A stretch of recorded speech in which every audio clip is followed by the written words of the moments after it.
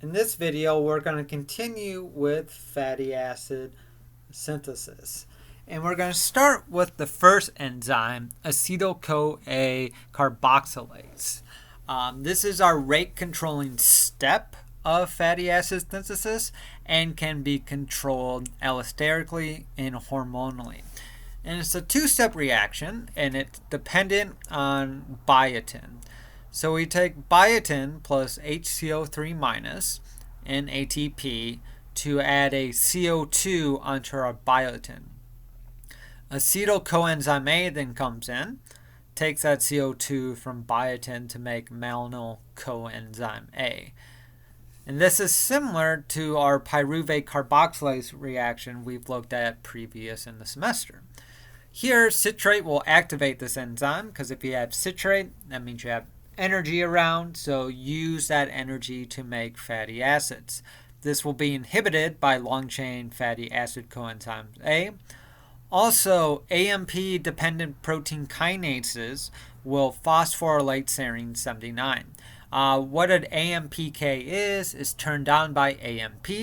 So, if this is turned on, that means we're low energy, so don't build fatty acids.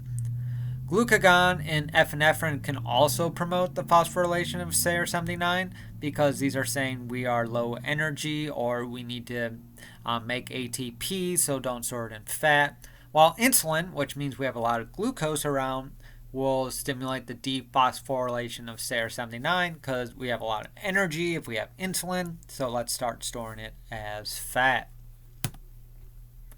Now you have different isoforms in mammals. You have ACC1 and ACC2.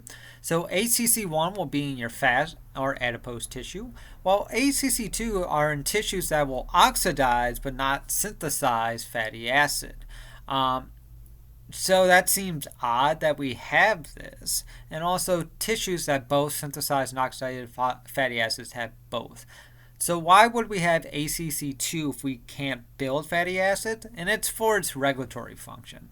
So this malonyl coenzyme A, which is the product of ACC, will inhibit the mitochondrial import of fatty acyl coenzyme A for fatty acid oxidation. So if you are oxidating fatty acid and you don't want that anymore, then you'll turn on ACC2 to block the import of fatty acyl coenzyme A. Now, in our next video, we're going to talk about the steps of fatty acid synthesis.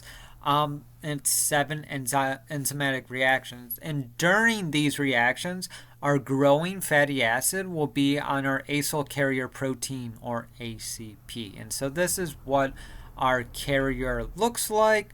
It is a phosphopentanthene group. You have a thioester and acyl group. But this is going to be our giant swinging arm that we're going to build our fatty acid on. Alright, that's it for this video. I will see you in the next one.